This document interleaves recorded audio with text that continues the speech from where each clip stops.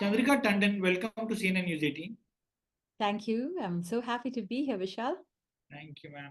Ma'am, first, many congratulations on winning the Grammy Award in the Best New Age Ambient or Chant Album category. The obvious question, how surprising was it for you when your name was announced as the winner in this category? You know, when you're sitting there in the auditorium and they call out the five nominees first, and we were the last of the five to be called. And each time they call out a nominee, there's a big sort of cry of support. You know, that everybody who's in the auditorium shouts out their support. We were the fifth one called. And when our name was called before we were announced as a winner, there was just a big cry of support, like a huge cry went up, yay, sort of thing. And then they called us out as the winner. So for a second, I almost didn't hear our name being called out because I was still listening to the fact that they were all giving us this great shout of support when the nominees were called out. So it was a exciting moment. It's something that we were so thrilled to be there to receive. And I think what was wonderful, as you'll see, as I was walking up the stage, people would like get up and want to give you high fives. And there was just so much excitement in the auditorium that we won. And that says a lot that there were people that were rooting for us. So, other big surprise came, and what was your reaction when you saw that message, that congratulatory message from PM Modi? What a beautiful, gracious gesture for the prime minister of a country to take the time to write about an artist and to talk in such complete terms, because he didn't just talk about my music, he spoke about the rest of my life, and he remembered that we had met, including the year in which we'd met. And I just thought this was just a touching and gracious gesture, and it made me so proud and so grateful, and I was so full of admiration that a leader of such an important country would take time to do something for some it's so something so small in some way. But then, how life changing has this award been for you? How you're managing this global recognition and the love that is coming from a billion hearts from India to you? I think there's many thoughts I have. One is that my life in some sense doesn't change, and I don't know if you've heard the expression, in Chinese philosophy they say, what is enlightenment? Before enlightenment, chop chop wood, and after enlightenment, chop chop wood. So it's a little bit like that. It's your life doesn't change in any way. Of course you get more offers to do things and so on, but I have a lot of things happening at the moment. I think the thing that I've been most struck by it, and you know wouldn't believe this, Vishal. People have reached out to me. It's not just the billion hearts. People have reached out to me over years. I mean, historical people I haven't met for 40 years, 50 years. People have written such loving messages, and they've somehow found either my WhatsApp or my Instagram or whatever. They found me on social media. They found me on through people, the plethora of messages. And I said, wow, there's so many well wishers and so many people that want you to do good and take these mantras and take what I'm doing into the world. So it's kind of um, reminded me and renewed my sense of purpose and renewed my efforts emotionally. So I feel very, very, very, um, I'm basking in this love.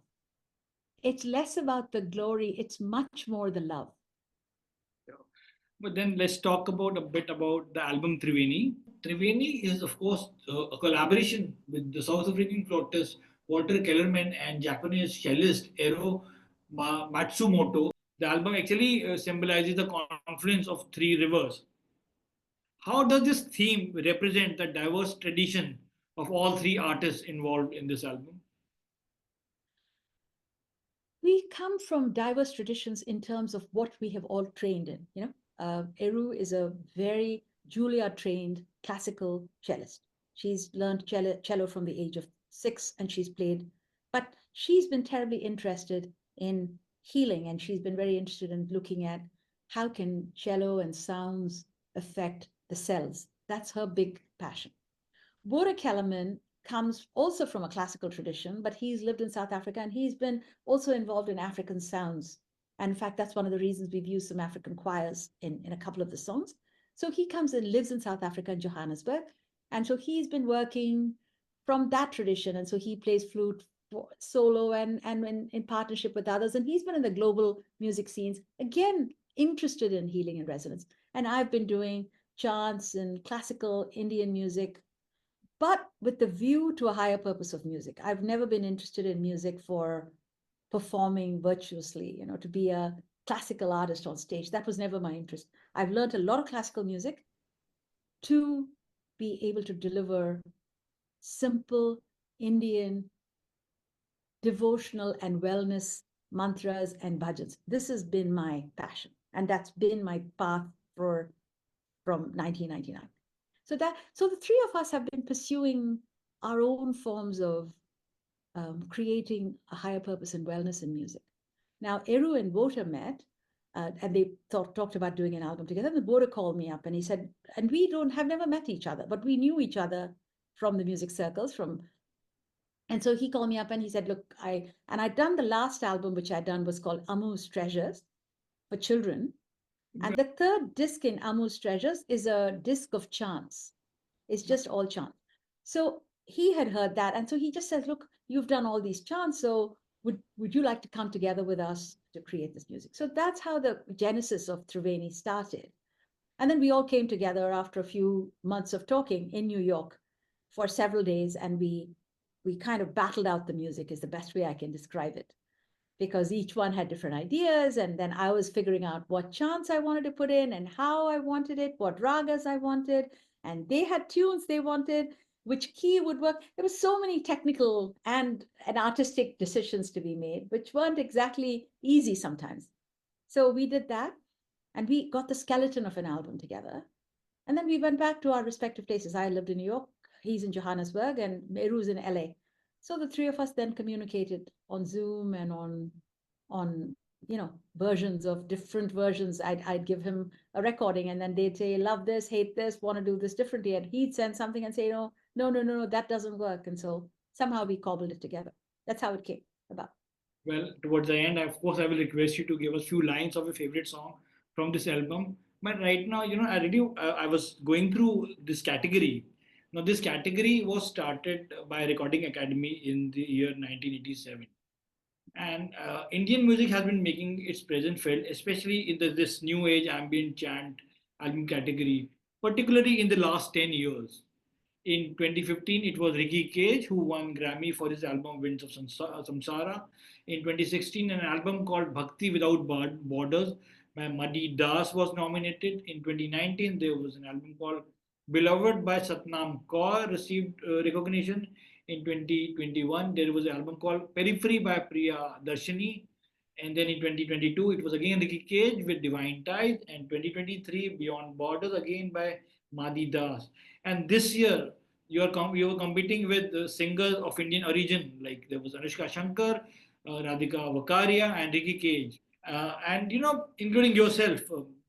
Uh, do you see a larger Indian presence, especially in this category in future? It's hard to tell and categories change. Global used to have Indians in some cases. So I think these categories, global, new age, global performance, there are two or three categories where often you see Indians. It waxes and wanes. It isn't that this year it happens to be there's more Indians, but Anushka Shankar's been there in multiple categories over many years. She's had many nominations. So they've the thing I will tell you, forgetting the Grammy categories,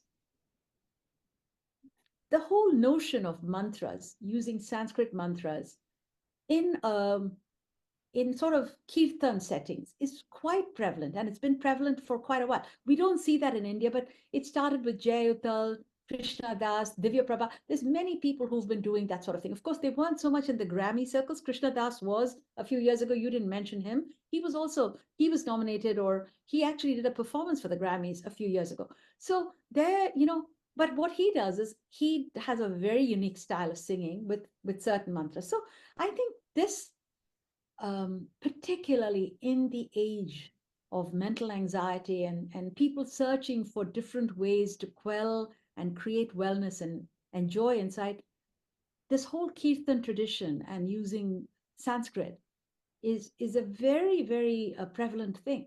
I think some are better known and some are beautiful singers. There's so many of them, which again they aren't of Indian origin, but are purveying Indian mantras in a very big way.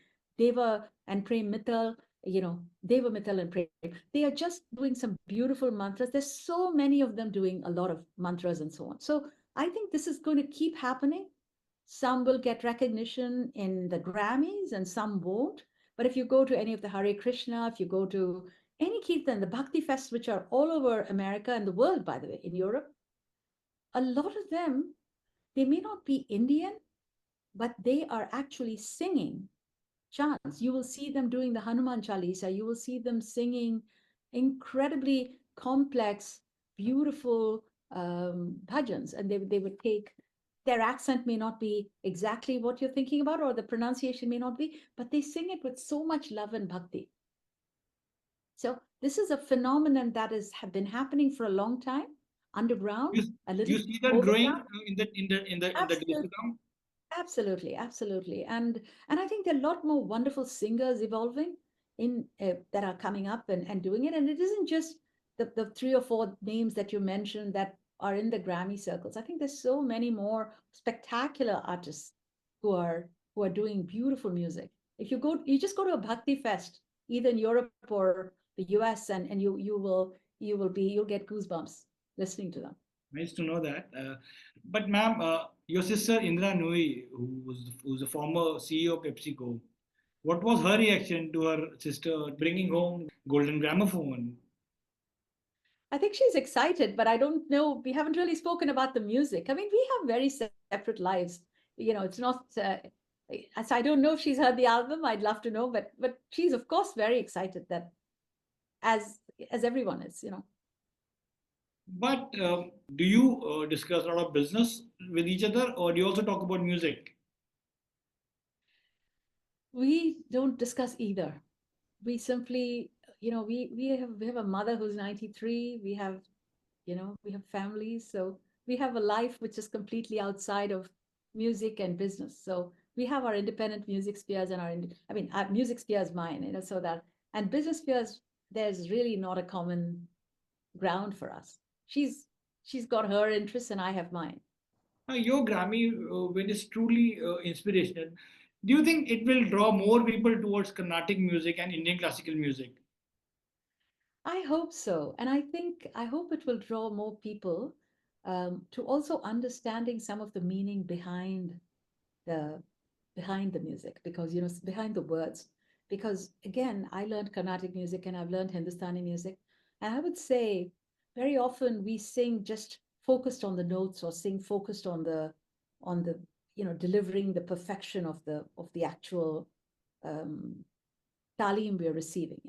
But I think there's so much beauty to the actual words and the meaning, and when you start to really understand, whether it's the Mahamrityunjay mantra or these chants and these ancient Vedic words and resonance, your entire understanding of our tradition and our and interpretation of the sound changes. I'll give you an example.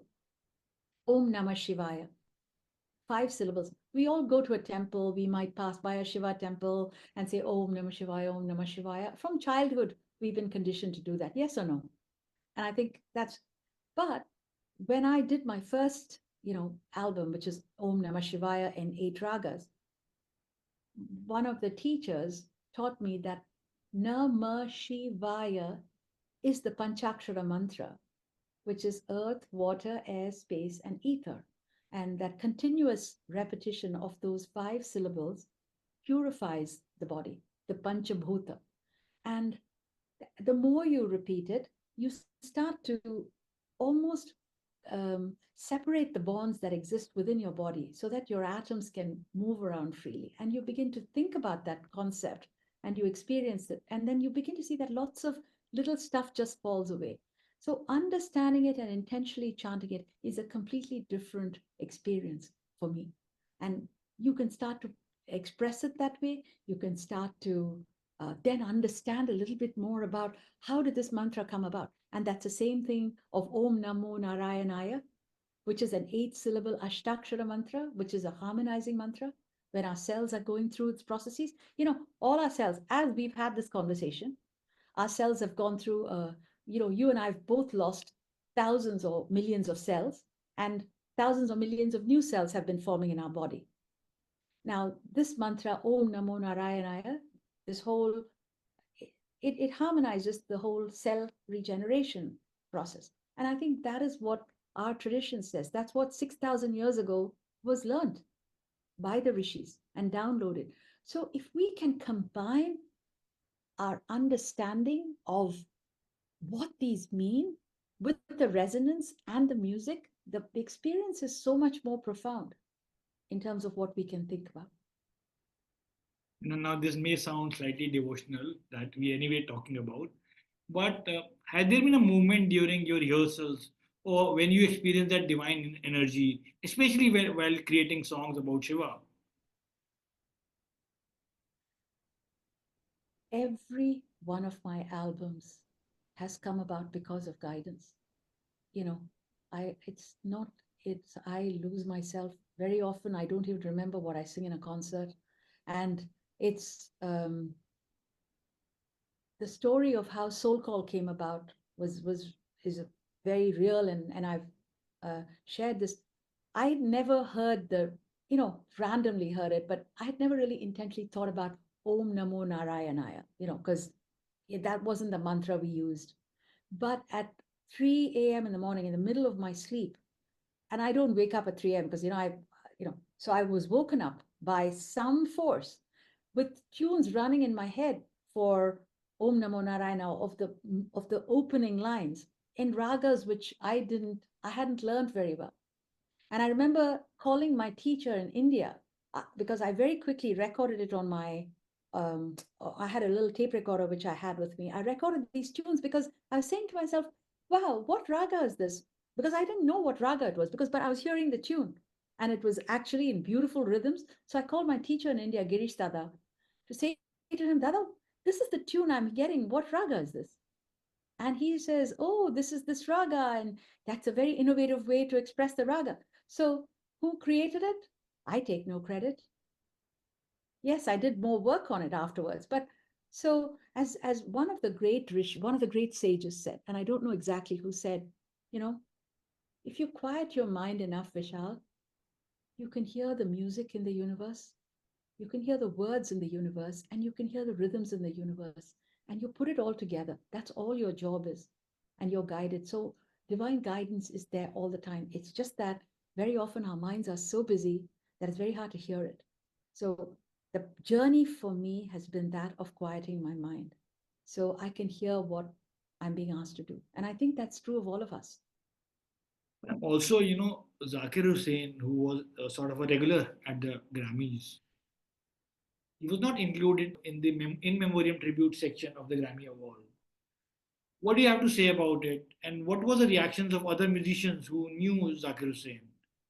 I don't know because I haven't spoken to anyone. This has just happened 2 days ago, and I've been, so engaged with this. So I haven't spoken to other musicians. I don't know that the Grammys are quite US centric. If you look at the major awards, the top um, 10, 5, 10 awards which happen in the prime time are all US centric. I mean, and that is really how the history of the Grammys has been.